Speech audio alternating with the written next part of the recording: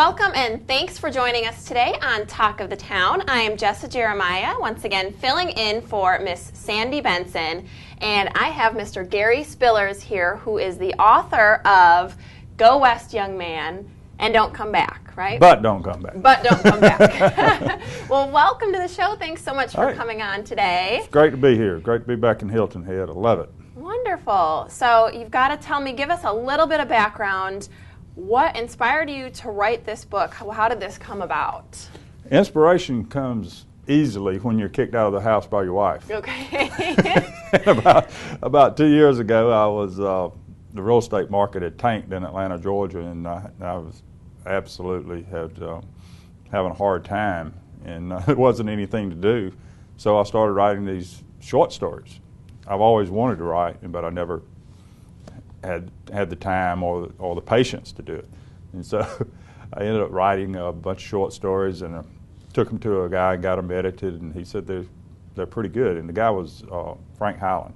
And Frank Highland did a lot of editing for Louis Grizzard, who is my hero as a Southern humorist. And he told me, he said, "Gary, don't quit your day job now." But he said, "Your stories aren't half bad," and which, coming from Frank Highland, meant they were great. And so I went to work, and after my wife kicked me out for good, I moved down to my lake house in Milledgeville, Georgia, and wrote a book. And it turned out pretty good. Pretty good. Well, great. It turned out great. It turned out great. Yeah, the book is great. Yeah. Tell me about the response that your book has gotten. Well, the response has been phenomenal. We've on our webpage. That webpage is GoWestDon'tComeBack.com, and on the webpage you can go in and do a comment, and we're just great. I mean, everything from this book it was written for men. That's what I was thinking, but women love it, or they hate it. Oh, there's no middle ground. There's no middle ground. Women, they either love it or they hate it.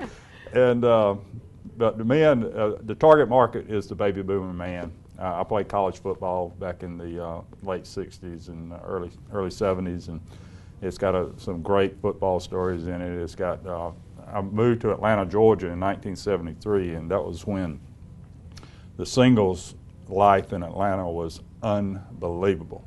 Matter of fact, on the summer of 1973, Time magazine did a story on the apartment complex that I was living in, and it was on the front page. Riverbend Apartments, the most glorious singles life in the world, and it was. So it's got a lot about that, and a lot of just wild stories. So tell us a little bit, just background. What's the book kind of overall about, and maybe some of the characters? You've got some interesting characters in this book. Talk to us about that. Well, the book is about a. When I was doing the short stories, I was having trouble, and that's what Frank Highland told me. That, he said, "Gary, your short story is good, but you got to figure out how to tie them together." And I was writing this one story about a road trip that I did in 1976 in a beat-up 1967 Chevrolet Impala, nicknamed the Green Pig, with an ex-girlfriend. So I went on this wild road trip out west, and I could not get the story to end. And then it hit me, duh, this is the story. This is the story that ties it all together. And and the way it tied it all together, we would travel from town to town, and Lindy, the lady that was traveling with me, I would tell her these wild stories. Well, our goal was to get to Aspen, Colorado. We got to Aspen, Colorado, and we stayed with two girlfriends of ours from Atlanta.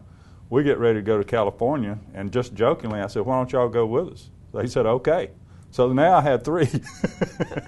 So we had a ball. It was a blast. So saw parts of the country that I've never seen that are just amazing. And the characters of the book are, there's so many characters just in my hometown. Milledgeville, Georgia, used to have an insane asylum. And so I've been kidding about this all my life. It's about gone now, and it's probably, at one time it employed 36,000 people. And now it employs less than 500. So we think some of the characters from Milledgeville may have come from that state hospital, But I was dating a girl from Atlanta, and she came down a couple of times and met all my friends and all the characters down there. She said, "Gary, I think something's in the water." Uh-oh. So I need to know two more things. One, you've got a book signing coming up. So talk to us about when and where we can come see you. Okay, we will be at Jumping Fields, just off the main traffic circle, across from the Sea Pines Gate on the 20th from 6 o'clock to, we got on the thing from 6 o'clock to 9 o'clock, but the last time we had a book signing there, we left about 12 or 1 that morning. Okay. So it starts with the book signing and you see question mark ending time. That's see right. How it goes. Question mark ending. When Jumping Field throws us out. Okay, yeah, till you get kicked out. Okay, perfect. And then where can we buy the book?